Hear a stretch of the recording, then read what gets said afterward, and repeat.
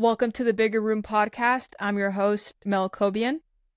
And I'm Jill Bender. And today's episode, we're going to talk about 3 important words that I personally think everyone should live or remember throughout their life is thoughts become things.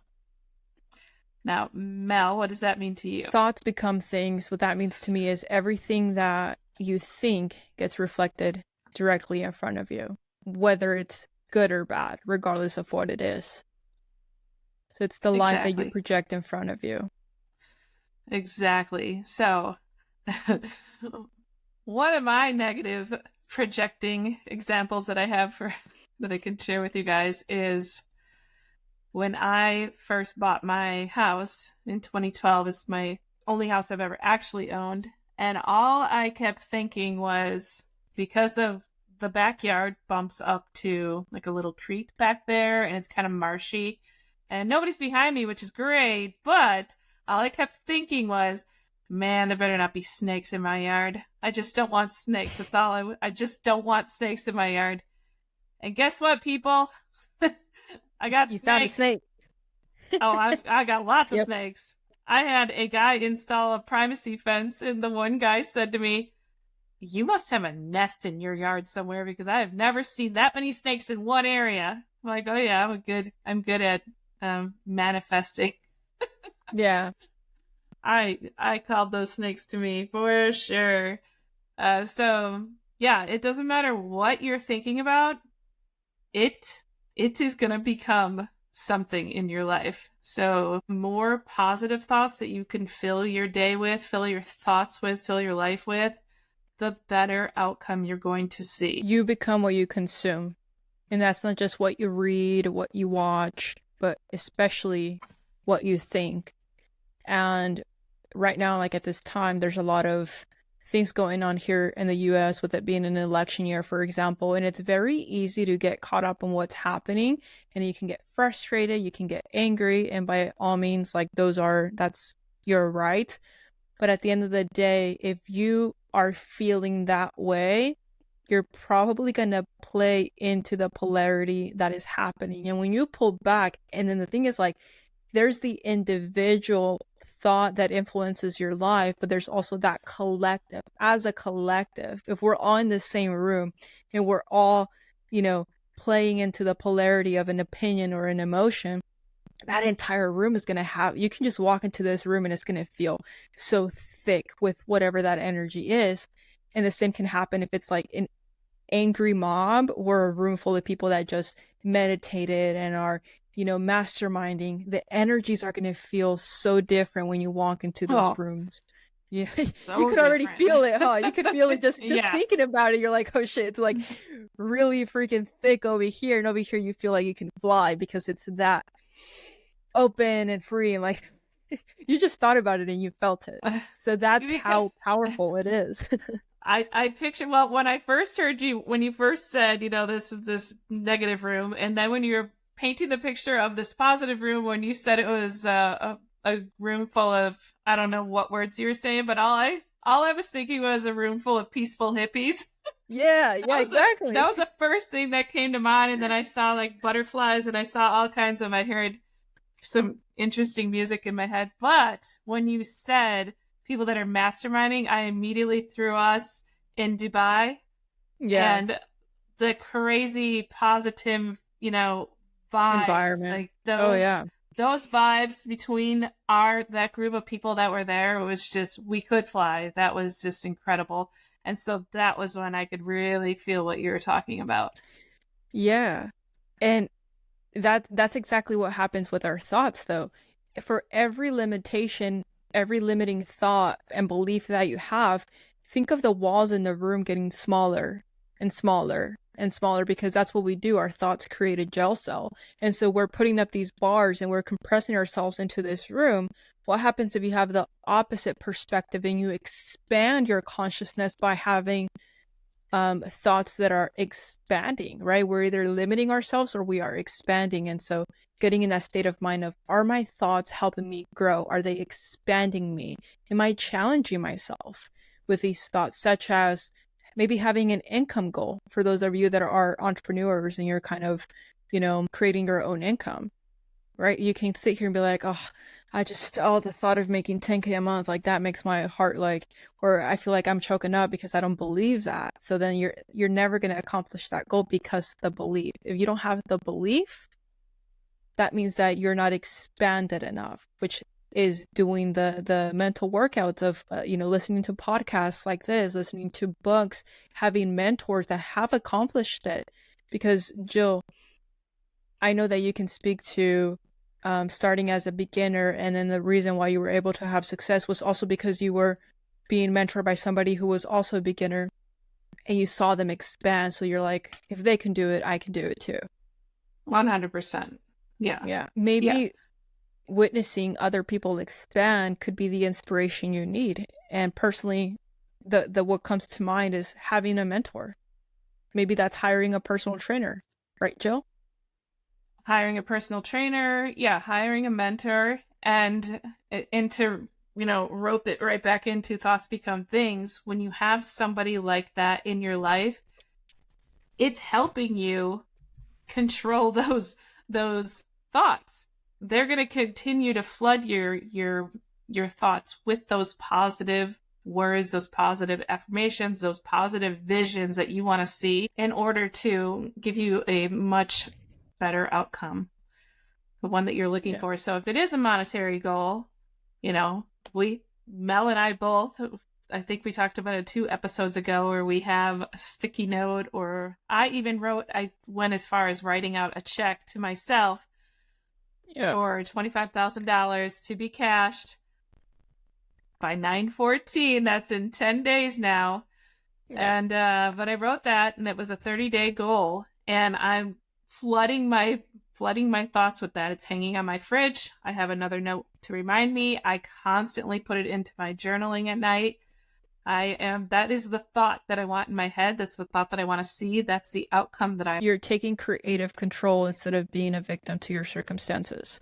And that right there is unlocking the potential, because the possibilities are going to be endless, because you are in that expansion mode with your mind. You're like, I'm going to do this, and I'm going to do that, and I'm going to write it down, and I'm going to feel it, and I'm going to see it, and I'm going to believe it.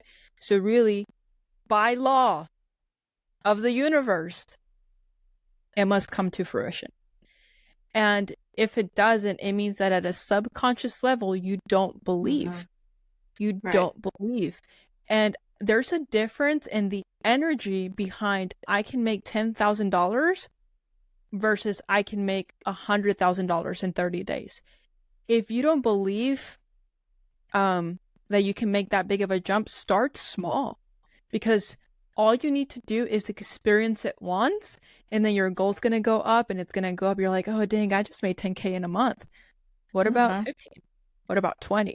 And then 30? And every single one you check off, it's going to be easier for you to aim higher, because you don't have to work so hard for that belief, because you'll witness your power. You'll witness it firsthand. And I'll add that I have to stress that simply thinking yourself to riches isn't a thing. There's action that you have to take.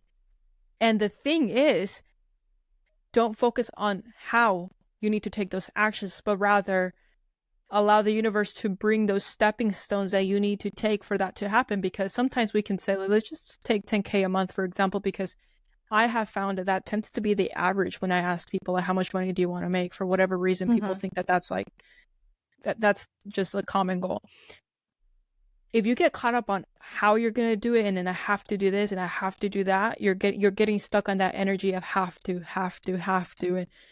And you need to surrender those possibilities to the universe. It's going to happen with ease and grace. As every time I have a goal, I'm just like, that's going to happen, and it's going to be with ease and grace. It's going to be simple, because right, if we take accountability and control of everything, if not, it can be stressful. So keep in mind, like, you have that much control. And then next thing you know, that's how sometimes people, end up getting in a car accident, but then maybe you get a $10,000 check, right? Like, the universe is crazy like that. Like, it'll give it to you however the heck.